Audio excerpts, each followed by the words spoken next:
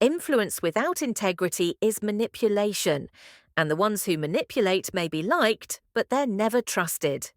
Carl Jung once said, "The privilege of a lifetime is to become who you truly are, and who you truly are may not fit into the mold others built for you, especially not when you're leading.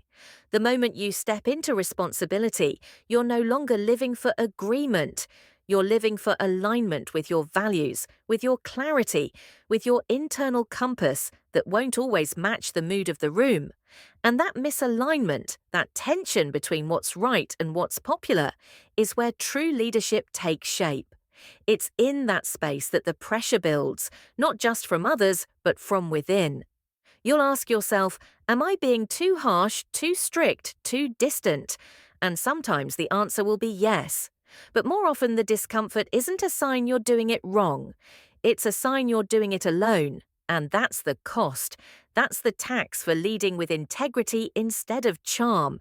You carry the weight not of approval, but of clarity. And clarity often walks alone.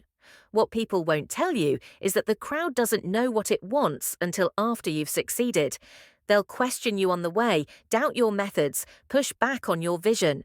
And yet, when the result comes, when the dust settles, they'll rewrite the story. They'll call it obvious, predictable, inevitable. But you'll know the truth. You'll remember the nights you stood in rooms full of silence, knowing you were right, and wondering if it would matter.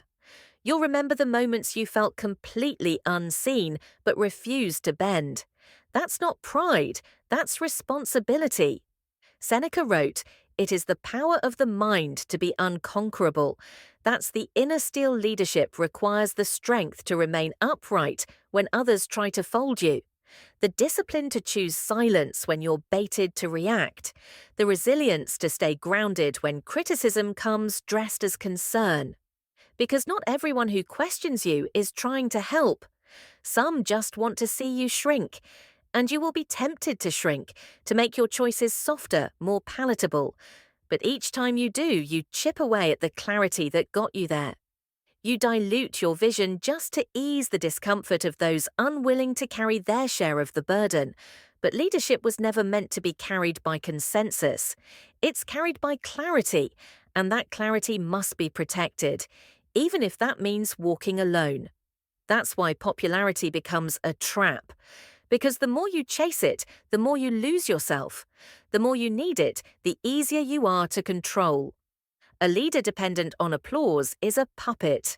One shift in public mood, one wave of criticism, and they crumble.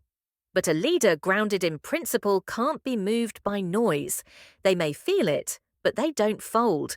They listen, they adjust, but they do not surrender their core.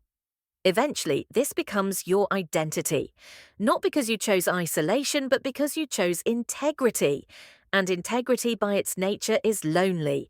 Not always, not forever, but often enough that you must get used to the quiet, used to the silence that follows a hard decision, used to the tension that comes when you say no to what everyone else says yes to.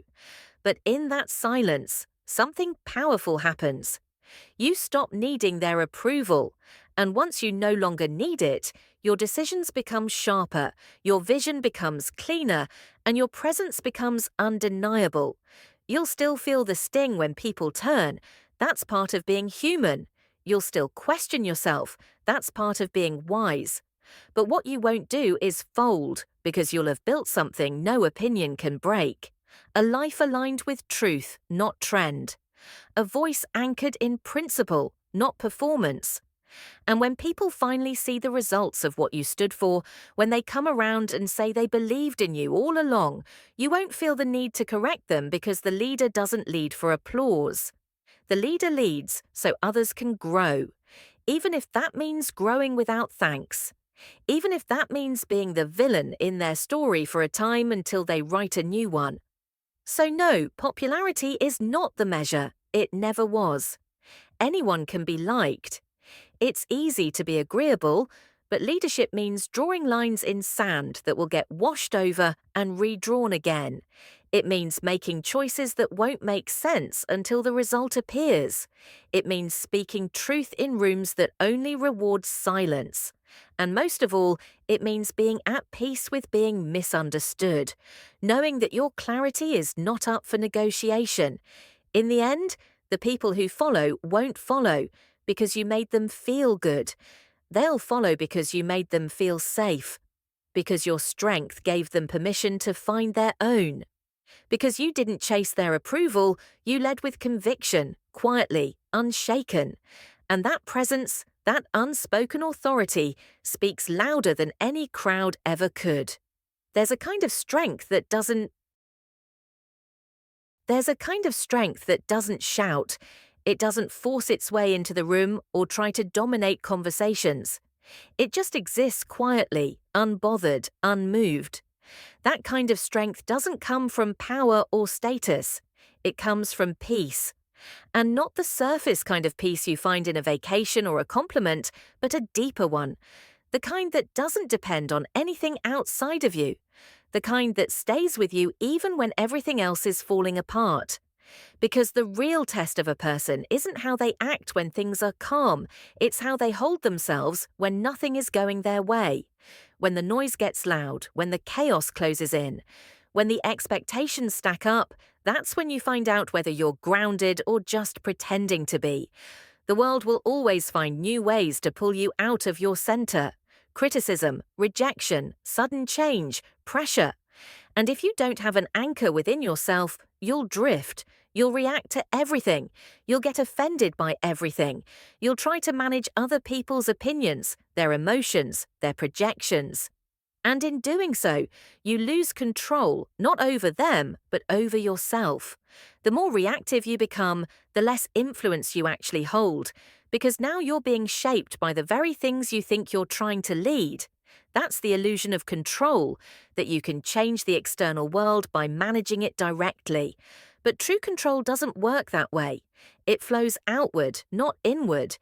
You don't control the storm by shouting at the clouds. You control it by building something inside that no storm can move. That's where inner peace becomes more than a feeling. It becomes armor. Not the kind that hardens you, but the kind that protects you without changing who you are. It takes discipline to live this way, to pause when everything in you wants to react, to breathe instead of lash out, to stay rooted in what you know instead of what you feel in the moment. It's easy to get swept away by emotion, especially when you feel disrespected, overlooked, or misunderstood. But that's the trap. Because if anyone can pull you off course just by pushing the right button, then your peace was never really yours. It was conditional. It was borrowed. Carl Jung once said, "Everything that irritates us about others can lead us to an understanding of ourselves." That discomfort you feel when someone criticizes you unfairly or challenges you without cause, that's not just about them. It's a reflection of what inside you is still unsettled, still raw, still unguarded, and the more you use those moments to reflect instead of react, the more power you regain, not over them, but over yourself.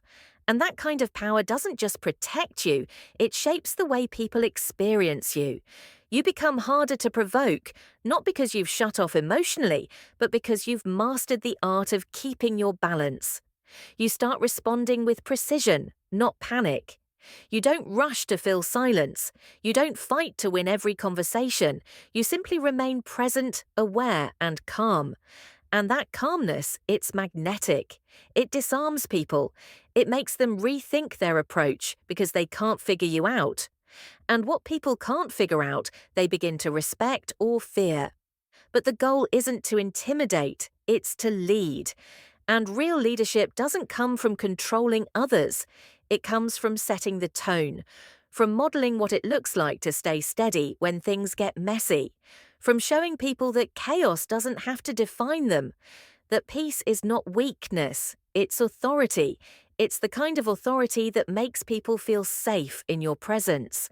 Even if they don't understand why, because you're not reacting like everyone else, you're not triggered like everyone else, you're still calm, grounded, in command. And here's what most people miss. Inner peace isn't passive, it's active. It's something you practice daily through the way you speak to yourself, through the way you manage your time, through the way you respond to your emotions when no one else is around. It's forged in the small decisions, the ones that feel invisible but shape your entire mindset.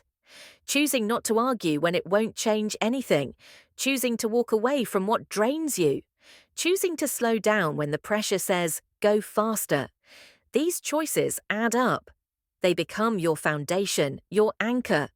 Seneca said, "We suffer more in imagination than in reality," and he was right.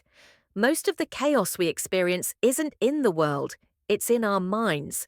It's the stories we tell ourselves about what might happen, what they might think, what it might mean. And if you don't learn to separate reality from reaction, you'll drown in your own thoughts. But when you're grounded, when your inner world is quiet, you start to see the difference. You stop creating problems that don't exist.